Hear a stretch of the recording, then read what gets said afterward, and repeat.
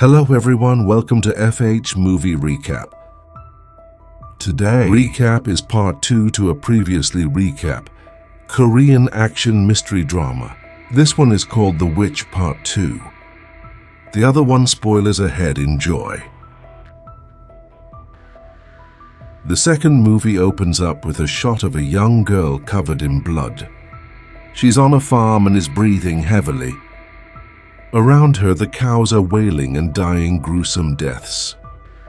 In the background, we can hear her mother's voice calling out to her. When the farm dog attacks her, the movie fades to black. A woman on a bus wakes up from a nightmare as the rest of the passengers sing along to a song.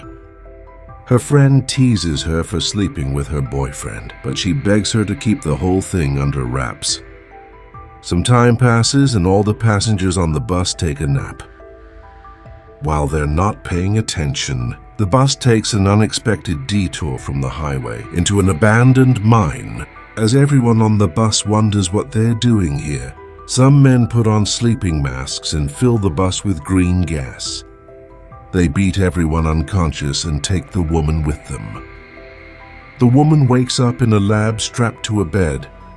The news tells us that all the passengers in her bus were killed, and the whole thing was made to look like a crash. Besides her is Beck's twin sister, who will call the professor from now onwards. She reassures her of her safety, but the woman is more worried about the baby she's carrying. The professor tells her that she already knows the woman is pregnant with a girl. She tells her that her child will soon have a younger sister and many more siblings. Soon enough, Beck joins the professor and tells the woman that she's not aware of her potential.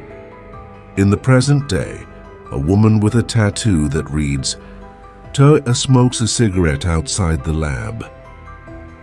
She then joins her subordinates as they ruthlessly kill experimental subjects in a lab. The only survivor is a woman named ARC-1. She removes her tubes and makes her way outside. Through the bloody mess, we find that the lab is in the middle of nowhere on a snowfield. As ARC-1 moves further away, she gets a headache, and her power starts spiraling out of control. She begins affecting the entire field around her. Whoever she is, she's the most powerful metahuman yet. On the other side, some cars make their way to the professor's house.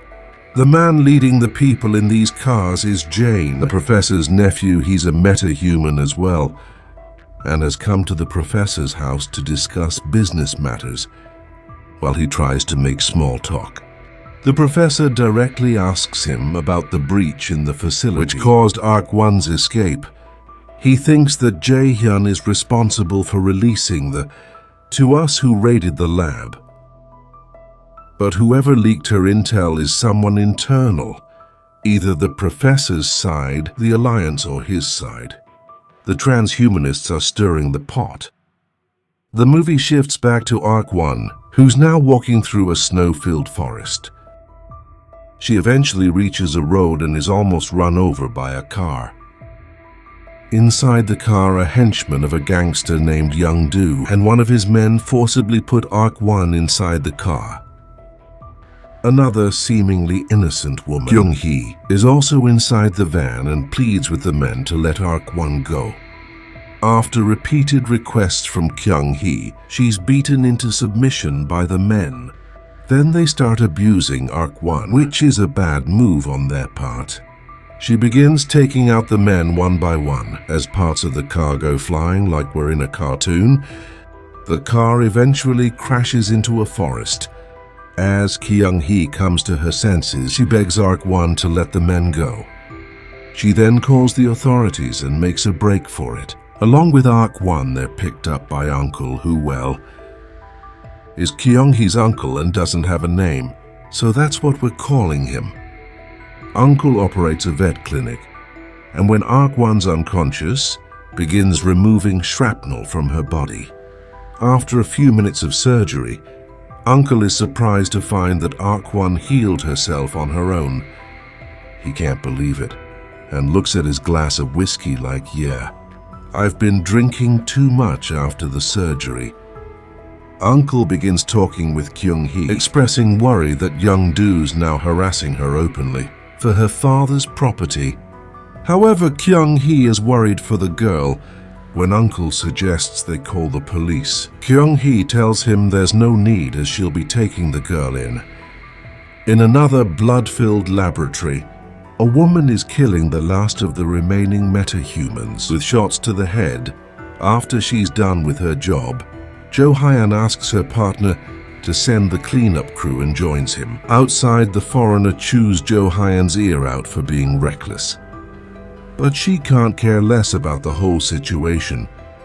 The movie reveals that Jo Hyun is a metahuman as well. As she picks off bullets from various wounds in her body, her wounds heal on their own. She then settles down with a glass of whiskey and looks at information on her laptop at lightning speed, absorbing all of it. Kyung-hee finally takes Ark-1 and on the journey Ark-1 sticks her head outside the window and waves at animals with a childlike innocence. When they're home, we're introduced to Kyung-hee's brother, Dae-gil. He sees her sister's injuries and holds her face to look at them. However, Ark-1 mistakes his intent and is about to attack him when Kyung-hee tells her to stop afterward. Kyung-hee sets up the dinner table and invites Ark-1 to eat. Ark-1 is fascinated by the food because she's probably never had a proper meal at the lab. As she's looking at the food, Dae-gil gets into a fight with his sister since she disappeared and only came back when their dad died. He thinks she's pretending to care for their father's land, while the brother and sister are engaged in a fight. Ark-1 eats everything on the dinner table. Kyung-hee then shows Ark-1 to her room and thanks her for saving her life. The professor meets up with Jo Hyun and briefs her about Ark-1. Turns out that once they kidnapped the woman from the beginning of the film, they cloned the embryo inside her. Ark-1 was only one of the clones, effectively making the woman Ark-1's mother. Jo Hyun then brings up Jae Hyun, and the professor mentions her last known whereabouts of the Shanghai lab from the first film. She tells Jo Hyun that despite being powerful, Jae Hyun is still dependent on drugs. This isn't the case with Ark-1, who needs to be eliminated. Jo Hyun accepts the assignment, and the professor gives her a track to hone in on Ark-1's location. As Jo Hyun and her subordinate set out to eliminate Ark-1, they end up being chased by some unknown agents. The subordinate takes a detour into the forest and crashes into their car. He then takes the agents on in a fight and proves too fast and too strong for them, incapacitating them in a few moments. Jo Hyun asked the agents to tell their boss she'd like some FaceTime with him, suggesting she knows who is responsible. In a few moments after the fight, they finally pick up the signal to Ark-1's location. Back at Kyung-hee's house, Ark-1 begins hearing her mother again and has a nose-bleeding headache along with it. In her distress, she releases her power again, this time stopping time itself. As she comes to, she peers out the window to find some cars making their way to Kyung-hee's house. Young-doo himself has arrived to make true on his threats, and he's not happy about what Ark-1 did to his men. The brother and sister try their best to hold Young-doo's men off, but are eventually at their mercy. It's revealed that Young-doo is actually their uncle and will go to any lengths to get his hands on their father's land. Kyung-hee is angry at the state of affairs and calls Young-doo out for killing her father. This enrages Young-doo, who tells his men to beat some sense into her. As the henchmen continue to beat on the brother and sister, they're distracted by a figure on the roof. Ark-1 joins the fight by jumping down the roof and startling the men. She then punches one of them and sends him flying.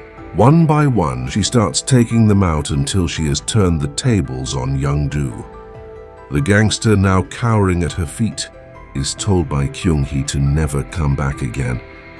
Gil is a little shaken up by the situation, but can't get over how cool Arc 1 is. Jang, who turns out to be the man behind the agents chasing Jo Hyun, comes out of the shadows to meet her. They used to be former partners 10 years ago and spent some moments reminiscing. Jang then asks Jo Hyun why she's back on the hunt again. He suspects that the professor put her up to this because she doesn't trust Jang. He maintains his innocence and claims it was Jae Hyun who raided the lab Arc 1 was in. That said, it looks like the two Woos are also going to join the party very soon. They're on their way to an unknown location. As two of the members get into a disagreement, they're put in their place by the woman in sunglasses, who's undeniably their leader. Young Do isn't done either. He raids Uncle's place and begins interrogating him about Arc 1. After he's done with Uncle, he asks his henchmen to call the client who asked them for info about Arc 1. Who could this be on the less serious side of things? Gil is showing some videos about mukbang YouTubers. To Arc 1 on his phone, he mentions that they can earn a lot of money if Arc 1 shows off her powers for the camera. But Arc 1 isn't interested in all of that. She's just fascinated by the food. The three then go into a grocery shop where Arc 1 goes off like a loose cannon. By that I mean she eats everything there is to offer by the stalls, giving free samples while Gil chases her around. In order to stop the chaos, Kyung-hee slips away to help Uncle. She brings him back to his clinic and he tells her to let Arc 1 go. He also wants her to give the land away to Young Do before he does any more harm. A dejected Kyung-hee walks away and sits in her car.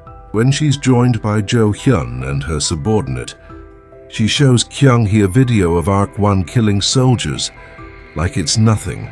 Afterward, she asks her to play along if she wants to save her brother.